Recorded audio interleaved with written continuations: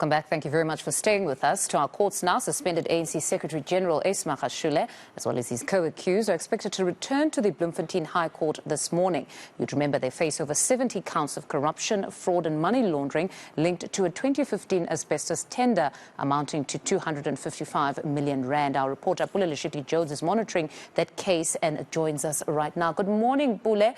Have you in fact spotted the accused by any chance so far? Because we understand court is about to start any moment. Yeah, definitely. We have seen the suspended Secretary General of the ANC, Magashule, making his way here with some of those who've been supporting him throughout, including the likes of Carl Niehaus, and of course we'll also be speaking to Nkosi Shezi as well in just a couple of minutes from now. But most importantly, we've also seen the likes of Edwin Sodi making their way here, and of course this is in relation to the 250 million rand asbestos scandal which took place in the Free State. But without any waste of time, let's just hop on straight to speaking to one of the supporters, Mr. Shezi. Thank you very much for joining us this morning. Mr. Magashule, back here at the Free State High Court, are you anticipating anything different this time around? We've seen the pre-trial being postponed previously. Do you think things may take a different turn this time around? Well, I'm not expecting anything new. We all know, we all know that there are no charges, there are no serious charges against Comrade Magashule.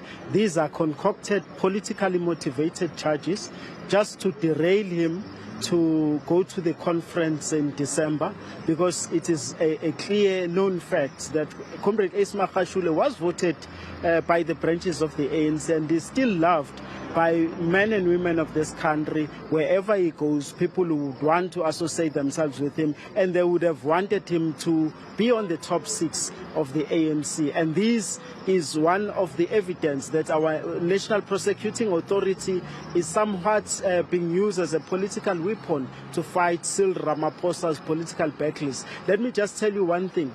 Ramaphosa was charged for Phala Phala. How many months now it has been? The NPA does not charge and investigate when it comes to Ramaphosa, but everybody else, they will charge first, investigate later. Let's speak about some of the names that have been brought forward. We see the eThekwini region, of course, in KZN, pushing some names forward for the top 6 position. We saw secretariats, of course, and members of the ANC and Gauteng and Limpopo also endorsing some names there, including Paul Mashatile and, of course, the President Cyril Ramaphosa. Are you of the view that Magashule still stands a chance? We spoke to him earlier and he says that only branches can determine his fate in the organization and that he will continue to participate despite the charges against him. Of course, he is the choice of the branches of the African National Congress.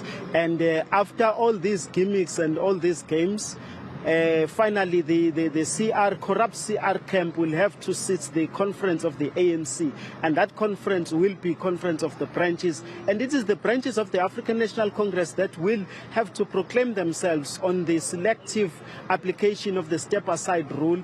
And in my opinion, it is unconstitutional.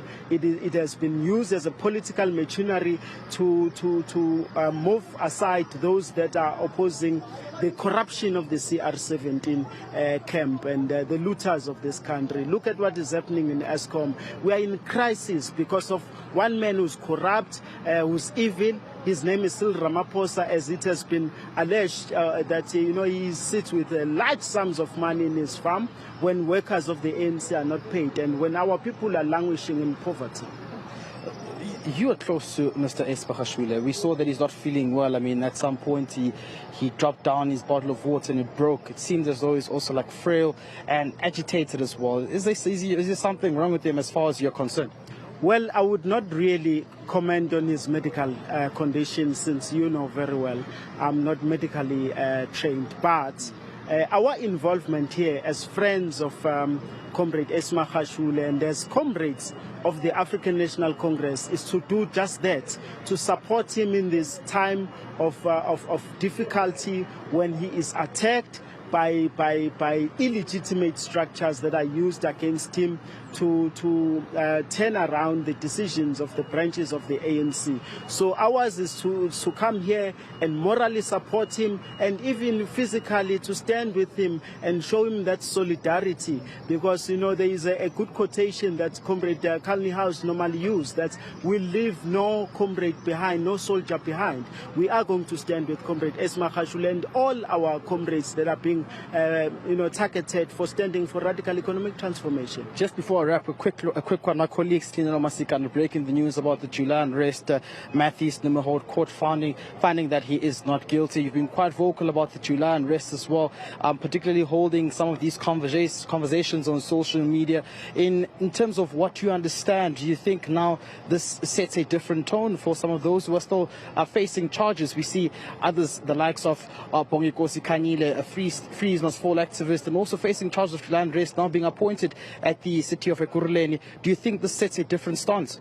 Of course, we always argued that the state does not have any case against our comrades, and all these trials that are trying to do is to instill fear in our comrades. Right. And I can tell our comrades to stand firm. Those that are being persecuted by this regime, they must stand tall. Right. In fact, we must celebrate, because soon we shall come back with lawsuits, and the state will have to cough out millions and millions of rands for reckless behavior of Shamila Patohi and his handler, Cyril Ramaphosa. Right, Mr. Shezi, thank you very much. That's one of the supporters here in solidarity with Magashule, who has come forth with some of the members of the ANC. There was, of course, a handful of members supporting Mr. Magashule ahead of the court proceedings this morning. They are expected to start in just about 5 minutes, Mfundo, and hopefully from there we'll be getting a sense of what the NPA is tabling this time around, and whether this pre-trial may have details that will determine whether those proceedings go forward or they be postponed for further dates this year.